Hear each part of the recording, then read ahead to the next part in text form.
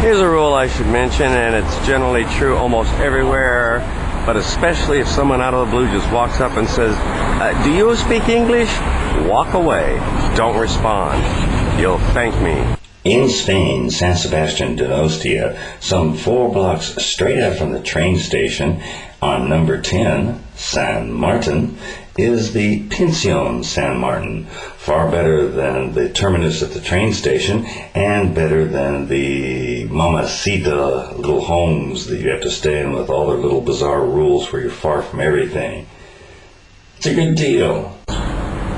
Here on Madrid Calle Prim, catty corner from the Prado, that's convenient, and exiting the southern Atocha end of the Cercanía Recoletos, and skipping the Hostel Prim, which you didn't like, on the calle of the same name, and making a first right on Calle Conde Chiquina is the Pension Gloria, run by a pensioner.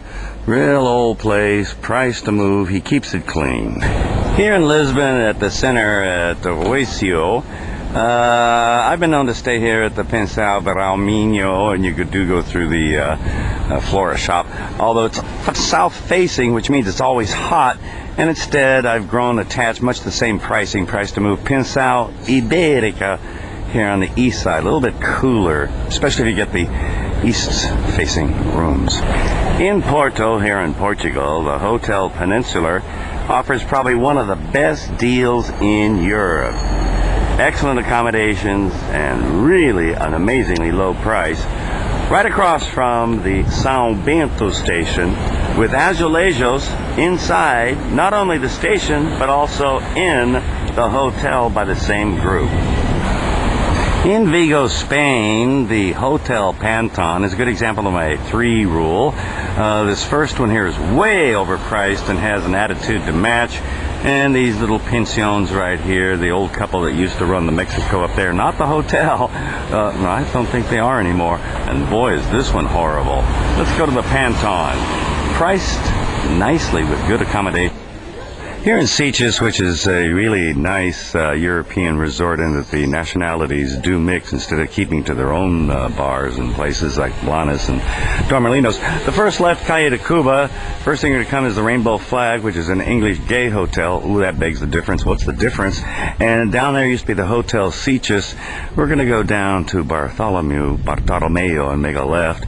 There's some others over here. So we make a left down here on St. Bartholomew, and the Normandy's on the left, a little more expensive, the Doros on the right, a little bit less so, not as cheap as they used to be. Here, just across from Lyon's Paras station, center of town off the main Pardieu station, and make sure you walk all the way on the top, otherwise you're going to get lost. We're about 1 block to the right across from the park, east facing, a little bit cooler. Don't like the one in the corner. This is Rue Charité, and we got the Savoy, the Verdun, and the Marne, all of which are okay. In Paris, located 2 blocks south of Gare du Nord and 2 blocks west of Gare de l'Est, a little bit over there, on Rue Saint-Quentin, that's with a Q, you know. Here at 17 is Hotel Milan. I would say price to move, but that's for a dump. This place is actually very inexpensive and quite good considering. Of notice, Montreal's underground city, the world's largest covered gallery network, called the Réseau. Unique in the world, at least as far as I know it, is Quebec's positive green signal system. Green for anybody can turn any which way, it means what it means. And notice the signage. You shall turn left or go straight, positively. In Montreal at Berry-UQAM, a major metro subway hub, on St. Hubert, Reed, Saint-Sever is almost a dozen hotels, except during the festivals.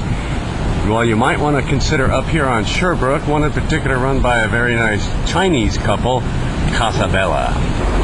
In Quebec City, Ville, if you will, 6 blocks west of the train station on Caron is the 22nd century, truly new wave hotel called Pur.